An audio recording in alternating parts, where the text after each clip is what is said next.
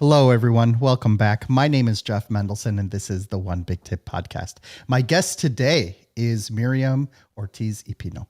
Miriam is a certified professional organizer and money breakthrough business coach. As a simplicity expert, she specializes in helping busy creative entrepreneurs connect organization, productivity, and money mindset to build wealth and live in a more satisfying life. Miriam's approach involves using flexible systems that enable her clients to do their best work while managing their resources effectively. Her coaching services are designed to help clients simplify their lives, reduce stress, and achieve their financial goals. With Miriam's support, entrepreneurs can streamline their business, gain clarity, and achieve success on their own terms. This is going to be a fun episode today. I love talking organization because I think it really helps, especially when I need to declutter this, this space that I have in front of me. So I'm going to definitely be hitting up for some free advice here.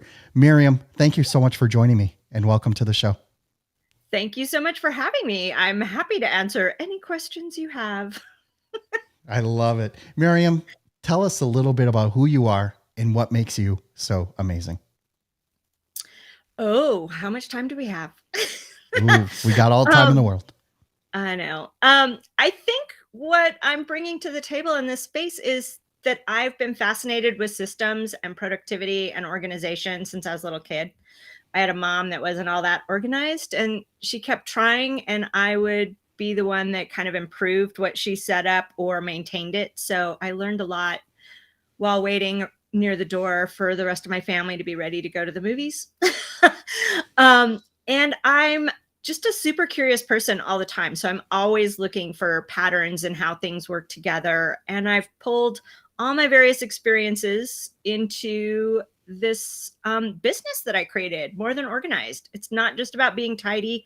It's about what you do to set yourself up for success and create a nurturing and supportive environment in all its many different forms. And so all kinds of things. I've worked retail and restaurants and advertising and marketing and housewares and photo assistant. And I've worked at magazines and publications and rock venues. And I bring a little bit of all of those different things into my work. And so people get a much broader vision of it than just throwing a container and a label around something.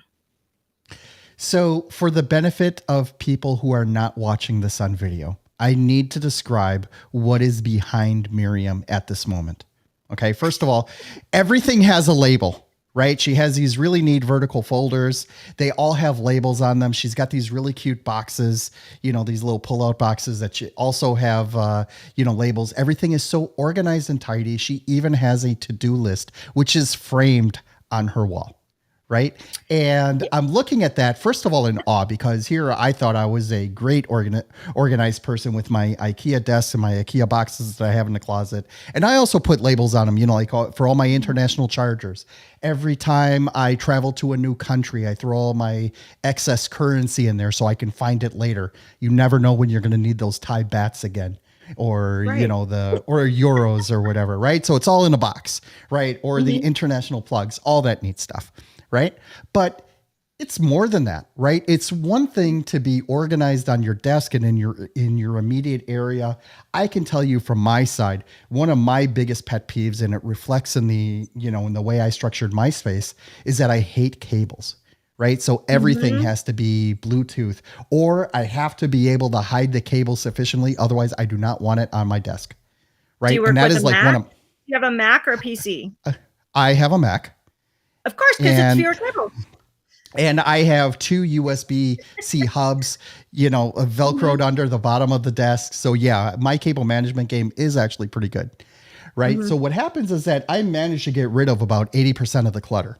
Right. I mean, I still have, like my Rodecaster Pro, which is about the size of like an air fryer, a little short air fryer, things like that. In the three, between the laptop screen and the other two monitors, I'm looking at three monitors right now. Right. So yeah, it sort of suits my personality, but at the same time, right, I find it hard just to keep that organized, just to keep my own sanity. Right. And I think one of the things that that you bring to the table is sort of help people understand the psychology and the manifestation of being organized so that you can go back to, so you can focus better, you can make things happen so you can find things better. I know a lot of people are just like, don't touch my mess. I know where everything is.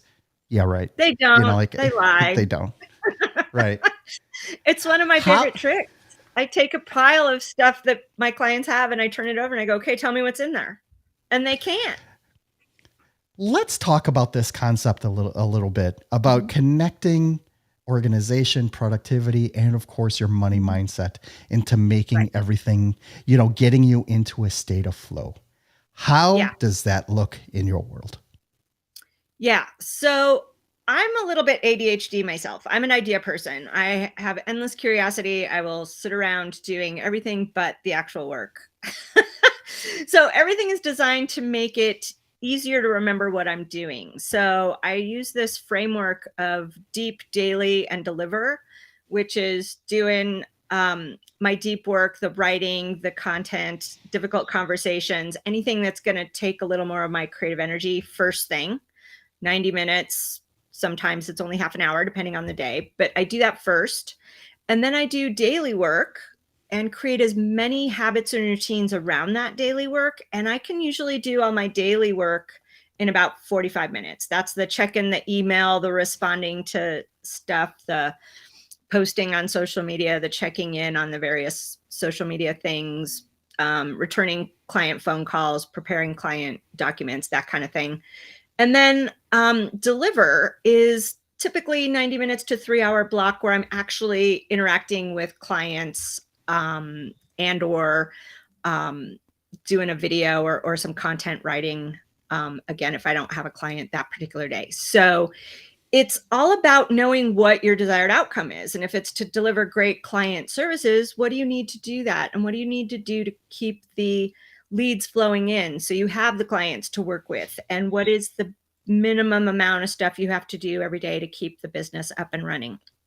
So some days I can work 10 hours and use that framework and get tons done. And other days I might have a bout of depression or super ADHD or a migraine, and I can't do as much. And so it allows me to scale back and zoom in and zoom out, depending on what my energy levels are on a particular day. But to get all that stuff done in the most effective way, you have to set it up. That's the organization part. That's the actual things part. And it's not about being perfect. The fact that you have 80% of your clutter out of the way, Jeff, that's excellent.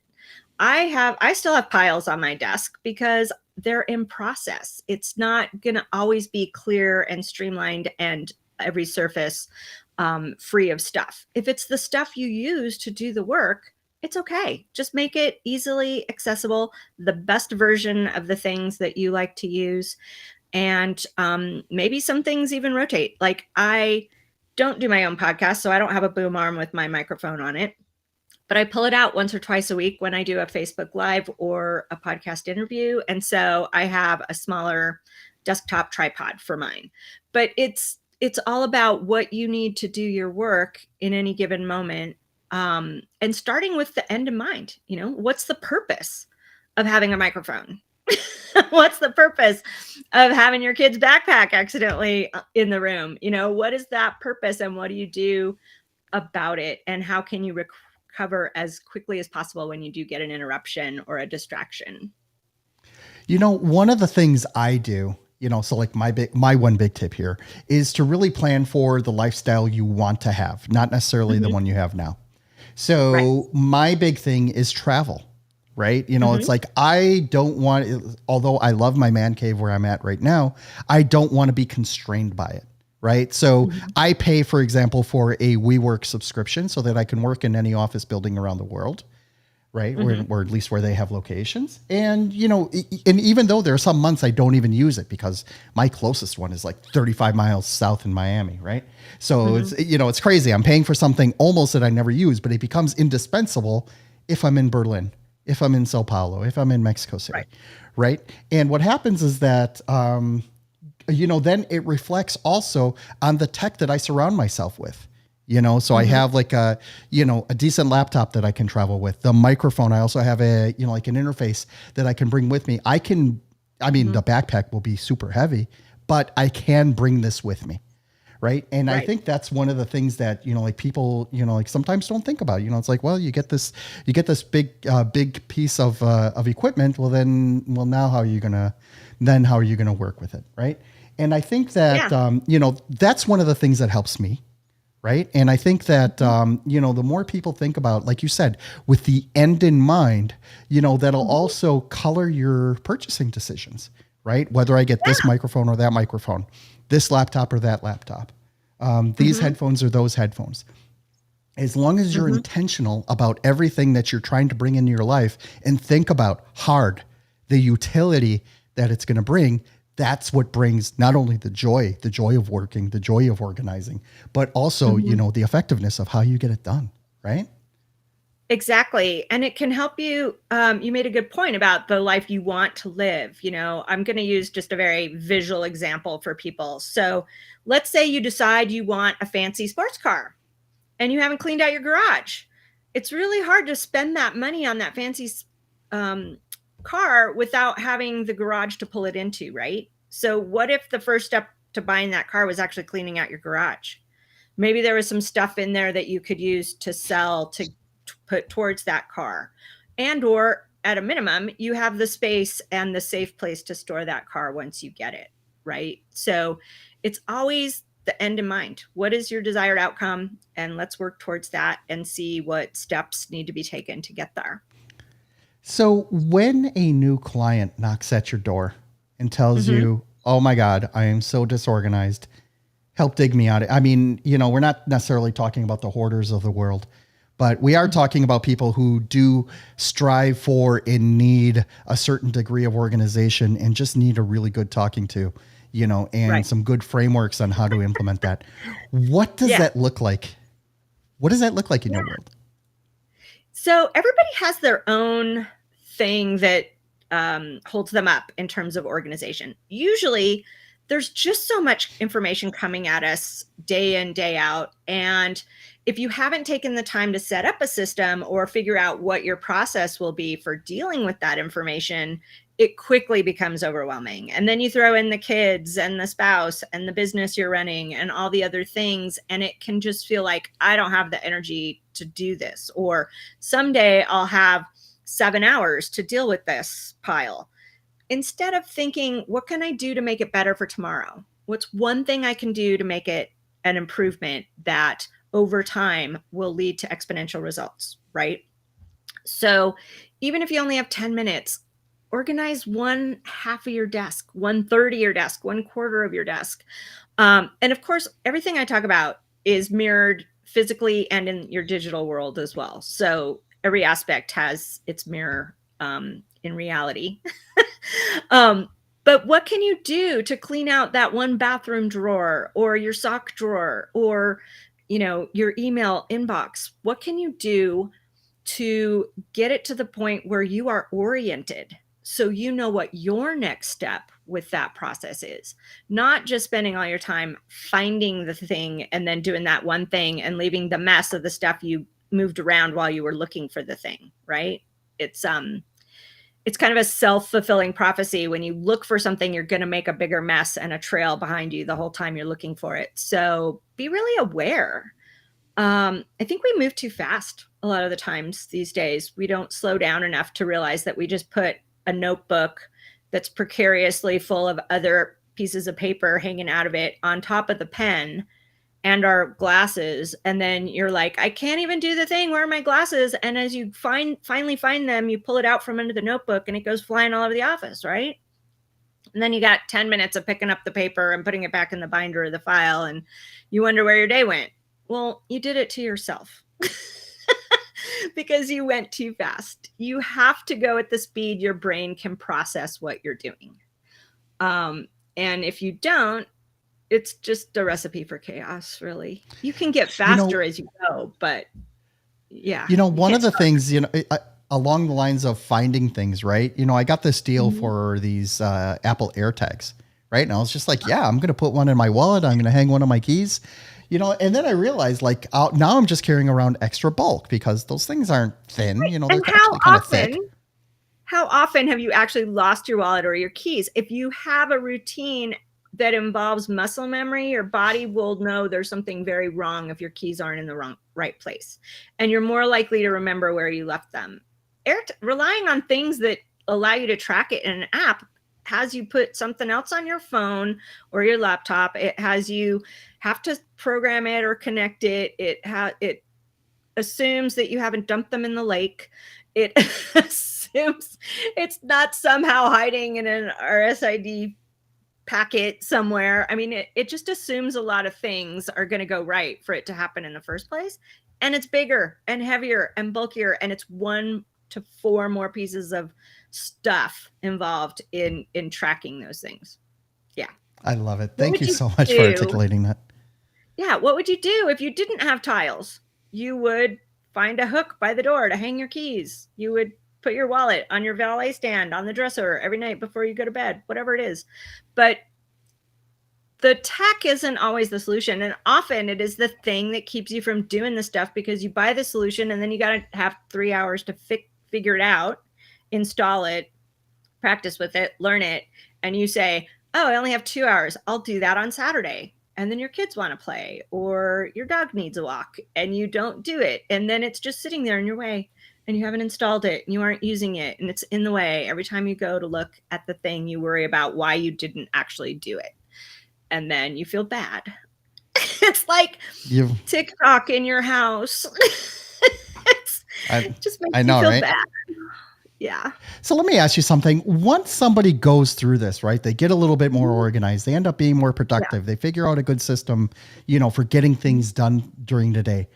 How does that help you then with your money problems? Right? Let's get to the crux of it. You go through all this framework.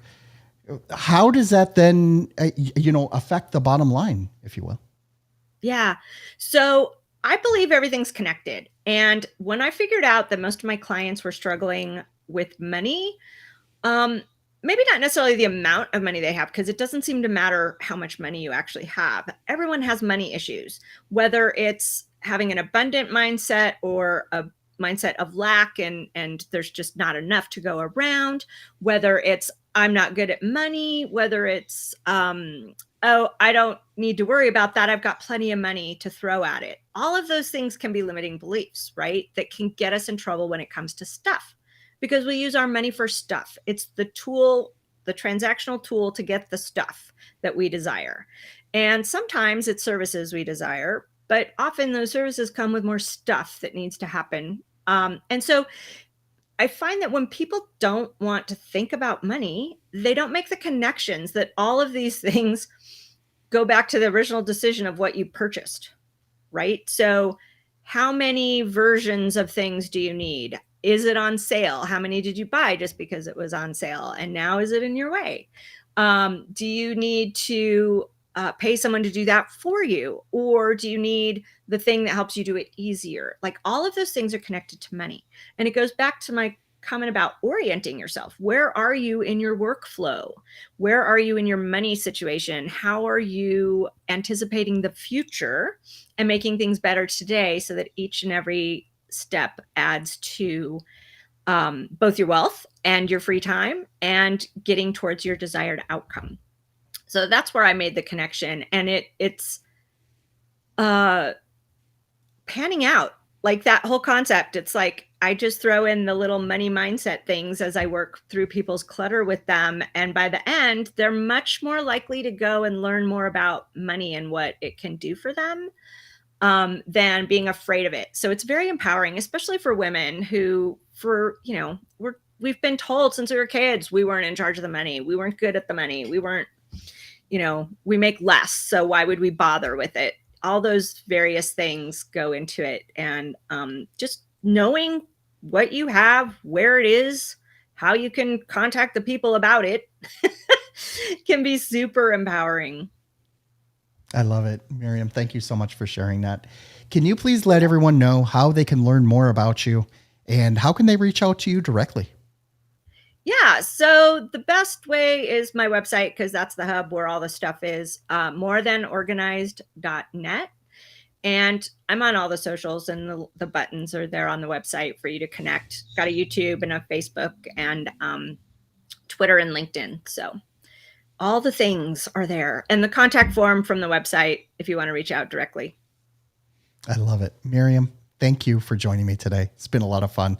And I love talking about this. It's like, I think it's something that a lot more people need to understand, that all of this is interconnected, not only, having yourself organized, keeping things straight in your own head, keeping things straight in your business, but it also has a lot of downstream effects, which really help. So thank you for joining me today. Yeah. You are welcome, Jeff. Thank you so much for having me. And just, everyone remember that you can actually work on all these things simultaneously. You don't have to work, not like multitasking, but you don't have to get organized before you do the other things. You can be getting organized while you do the other things. I love it.